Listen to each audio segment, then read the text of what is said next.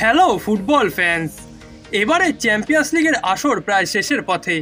সেমিফাইনালের দ্বিতীয় লেগের ম্যাচগুলো 8ই মে থেকে শুরু হতে চলেছে, যেখানে প্রথম ম্যাচে পিএসজি ও বরুসিয়া ডর্টমুন্ড একে অপরের মুখোমুখি হবে এবং এই ম্যাচটিকে ঘিরেই সব রকমের ইনফরমেশান এই ভিডিওটিতে দেওয়ার চেষ্টা করব। সবার আগে চলে যাব ম্যাচ টাইমিংয়ের দিকে। পার্ক দে প্রিন্সেসে অনুষ্ঠিত হতে যাওয়া এই ম্যাচটি 8ই মে ভোর 12:30 AM থেকে শুরু হবে, অথবা বলা যায় ম্যাচটি 7ই মে রাত 12:30 থেকে মাঠে গড়াবে।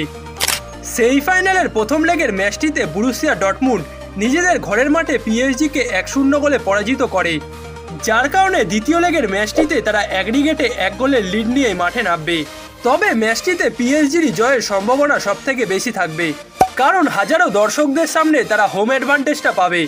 এর আগে ইউরোপিয়ান কম্পিটিশনে পিএসজি ও বরুসিয়া ডর্টমুন্ড মোট 5 বার একে অপরের মুখোমুখি হয়েছে, যার মধ্যে এবারের আসরেই এ দুটি দল গ্রুপ স্টেজ মিলিয়ে 3 বার মুখোমুখি হয়েছে, যেখানে দুটি দলই একটি করে ম্যাচে জয় পেয়েছে এবং একটি ম্যাচ ড্র হয়েছে।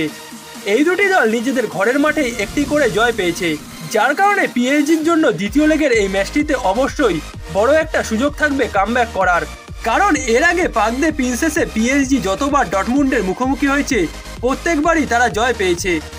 এই দুটি দল কোয়ার্টার ফাইনালে প্রথম লেগে পিছিয়ে থাকার পরও দ্বিতীয় লেগে কামব্যাক করার মাধ্যমে সেমিফাইনালে পৌঁছেছে। তবে ডর্টমুন্ড যেখানে কোয়ার্টার ফাইনালে দ্বিতীয় লেগে নিজেদের ঘরের মাঠে খেলেছিল, সেখানে পিএসজি দ্বিতীয় লেগ বার্সেলোনার ঘরের মাঠে খেলেছিল এবং সেখানেও তারা দুর্দান্ত এক কামব্যাক করার মাধ্যমে বড় জয় পায়।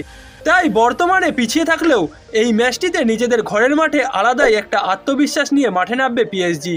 চ্যাম্পিয়ন্স লিগে পিএসজি নিজেদের মাঠে সর্বশেষ 38টি ম্যাচের মধ্যে মাত্র 2টিতে গোল করতে ব্যর্থ হয়েছে, বাকি 36 ম্যাচে তারা মোট 93টি গোল করেছে। শুধুমাত্র বায়ার্ন মিউনিখের বিপক্ষে 2021 ও 2023 সালে নিজেদের ঘরের মাঠে গোল করতে ব্যর্থ হয় পিএসজি, এবং এইসব পরিসংখ্যানই ম্যাচটিতে পিএসজিকে ফেভারিট বলছে। তবে প্রতিযোগিতাটি যেহেতু চ্যাম্পিয়ন্স লিগ, তাই আগে থেকে কোনো কিছুই প্রেডিক্ট করা যায় না। এই মৌসুমে বরুসিয়া ডর্টমুন্ড ব্ল্যাক হর্স হিসেবে চ্যাম্পিয়ন্স লিগে সেমিফাইনাল পর্যন্ত পৌঁছেছে এবং প্রথম লেগে তারা যেভাবে খেলেছে তাতে জার্মানির এই দলটিরও ফাইনালে যাওয়ার সম্ভাবনা আছে। ডর্টমুন্ড এর আগে 1997 ও 2013 সালে চ্যাম্পিয়ন্স লিগের ফাইনালে উঠেছিল, যেখানে 1997 সালে তারা শিরোপার স্বাদ পেলেও 2013-তে তারা বায়ার্ন মিউনিখের কাছে পরাজিত হয়।